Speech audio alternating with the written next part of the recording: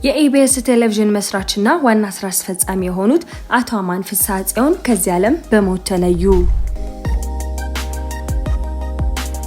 በኢትዮጵያ የሳተላይት ቴሌቪዥን ታሪክ ውስጥ ቀዳሚና ተጽዕኖ ፈጣሪ ከሆኑት የግል ሚዲያዎች አንዱ የሆነው የኢቢኤስ ቲቪ መስራችና ዋና ስራ አስፈጻሚ የሆኑት አቶ አማን ፍስሐ ጽዮን ባደረባቸው ህመም በሕክምና ሲረዱ ቆይተው ዛሬ የካቲት 4 ቀን 2018 ዓ.ም ከዚህ ዓለም በሞት ተለይተዋል።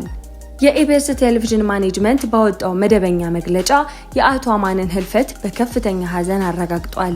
ተቋሙ በመግለጫው ላይ ለኢትዮጵያ ሚዲያ እድገትና ለጣቢያችን ኢቢኤስ ስኬት የማይተካ ሚና የተጫወቱት የታላቅ ራዕይ ባለቤት የሆኑት ብርቱ ሰው ዛሬ እንደ ቤተሰብም እንደ ጣቢያ ብናጣም የአቶ አማን ፍስሐ ጽዮን ራዕይ ይቀጥላል ሲል ገልጿል።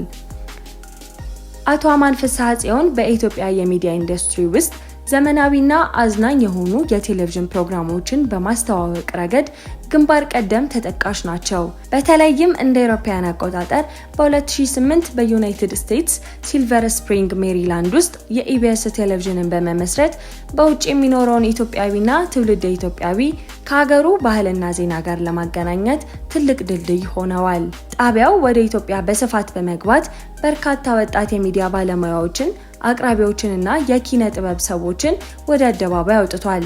በኢትዮጵያ ቴሌቪዥን የይዘት አቀራረብ ላይ የከፍተኛ ጥራት HD ስርጭትንና ዘመናዊ የቶክ ሾው ስልቶችን በማስተዋወቅ ረገድ አሻራቸው የጎላ ነው። አቶ አማን ለኢትዮጵያ የሚዲያ ነፃነትና እድገት ትልቅ አስተዋጽኦ ያበረከቱ፣ በስራቸው ደግሞ ለብዙዎች አርአያና አበረታች የነበሩ ሰው ናቸው በሚል በስራ ባልደረቦቻቸውና በአድናቂዎቻቸው ዘንድ ሲገለጹ ቆይተዋል። የአቶ አማን ፍስሐ ጽዮን የቀብር ስነ ስርዓት ዝርዝር መረጃ ወደፊት እንደሚገለጽ ይጠበቃል። እኛም ዜናው እንደደረሰን በቀጥታ ወደ እናንተ እናቀርባለን።